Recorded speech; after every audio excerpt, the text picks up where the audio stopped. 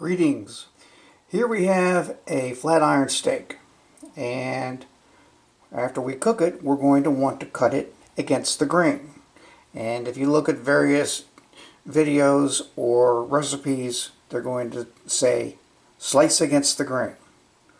Usually it's just 4 words: slice against the grain. And that's the end of the discussion. Sometimes they'll go to the trouble of saying, well, when you want to slice against the grain, you want your knife to be perpendicular to the grain. Perpendicular to the grain. So you would take your knife, such as this, and you would find the grain. You can see here that the grain is running like this, basically from this corner of the steak to this corner of the steak.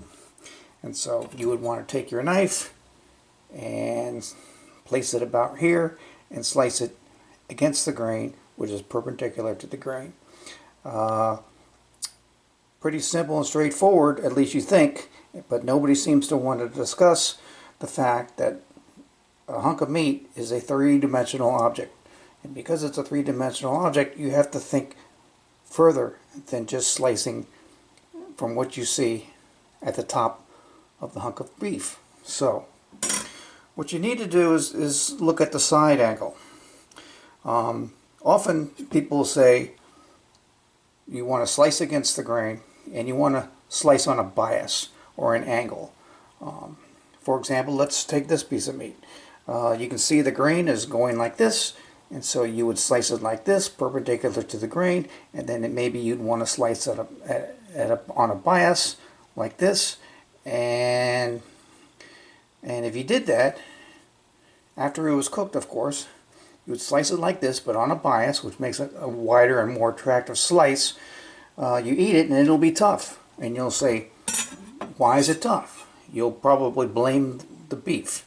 You cooked it perfectly, you slice it against the grain, and it was still tough. Why? The reason is because you sliced with the grain. Yes, the knife shows that you're slicing against the grain because you're looking at the top of the meat. What you're not looking at is the side view. The side view shows that there's grain there too. And so, if you slice like this on a bias, on the top is against the grain, but on the side, you're slicing with the grain. So that means overall, you're actually slicing with the grain.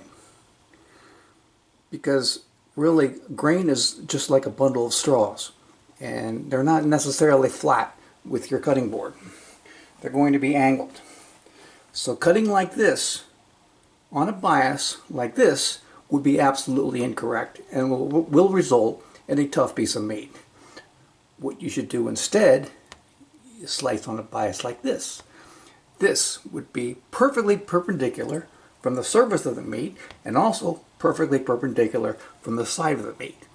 This is the perfect way to slice any hunk of beef because you're taking into account the angle from the top and the angle, just like this, from the side.